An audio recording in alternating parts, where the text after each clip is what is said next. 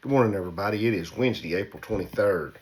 I started to record my study this morning, and Gringa decided she had to come in the office. So she's going to help me, I guess. Well, I guess it's raining pretty good to the east of us. We missed it last night, and then we had a pretty good chance for again this morning and missed it again. We're headed back to the U.S. finals. Doggone it, I really like that facility, but I just hate keeping my horses on concrete. I realize that, a horse only has so many runs, and every time you do something like that to them, man, you're just taking runs off of them, and I sure want my horses to have some longevity. They've been good ones and are good ones. But anyway, so that means me driving my butt back and forth and going at it harder, but what's a little bark off your old butt driving down the highway? Anyway, let's get into it. Jesus Calling for April 23rd. You want to stay hooked and help me, Gringa? All right, well, let's do it then. Keep your eyes on me, not only for direction, but also for empowerment. I never lead you to do something without equipping you for the task. That is why it's so important to seek my will in everything you do. There are many burned out Christians who think more is always better, who deem it unspiritual to say no. In order to know my will, you must spend time with me, enjoying my presence. This is not an onerous task, but a delightful privilege. I will show you the path of life. In my presence is fullness of joy. At my right hand, there are pleasures forevermore. I've been around the round pen about this one, y'all. Candace is on me pretty hot and heavy. And I say on me, she just feels like I'm called to do something, to speak to more and more people. And I keep saying, look, I'm not a preacher. I don't know anything about it. I'm not ordained. I'm none of that. And I don't want to lead people wrong. And everybody that I bump into is God doesn't call the equipped. He equips the called.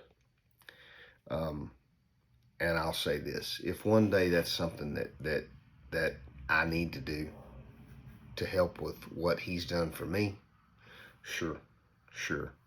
But until then, I think it's better that, I'll get down, Green.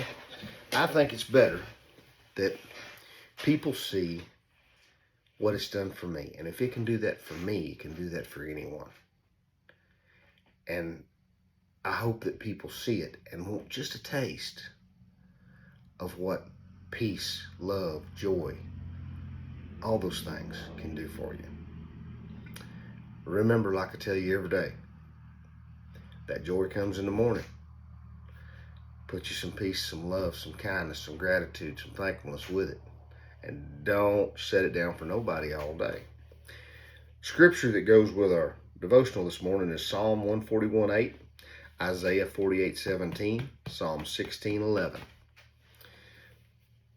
Even if it's something as simple as a little devotional with scripture tied to it, scripture-based devotional, if it just gives you a basis for a more, to quote the Western, harmonious outcome in your life, isn't it worth it? Isn't it worth the peace and the comfort and the harmony in your life, the love, the joy? Of course it is. I think as human beings, we are really, really busy, and we're so tied up in life, and we're so tied up in making a living, because it takes all we can do to make a living this day and age. We're so tied up in it that we forget, I know I have, that if you'll just slow down, stop, put God first, let him pave the way for your day, your day goes so much better. And heck, even the fact that I've come a long way, I fail all day, every day seems like. But the good news about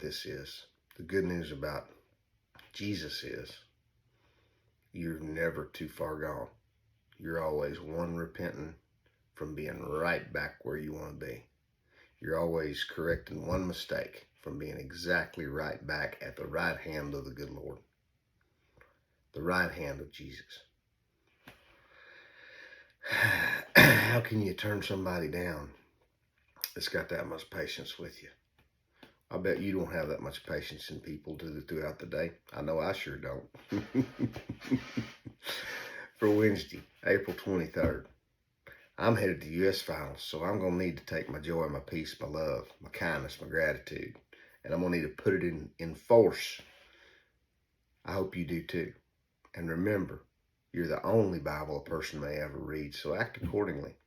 You'll have a great day. Bible study at 7 o'clock tonight, as long as we're not tied up on the road or something. I don't mean to be iffy, but we are headed back tonight from roping ourselves, and so, you know, if we have to do it in a pickup or do something like that, we'll figure it out. But Bible study is always on Wednesdays at 7 o'clock. We'll just go over the scripture that was in this morning's devotional, and just visit, talk, see what's on your mind.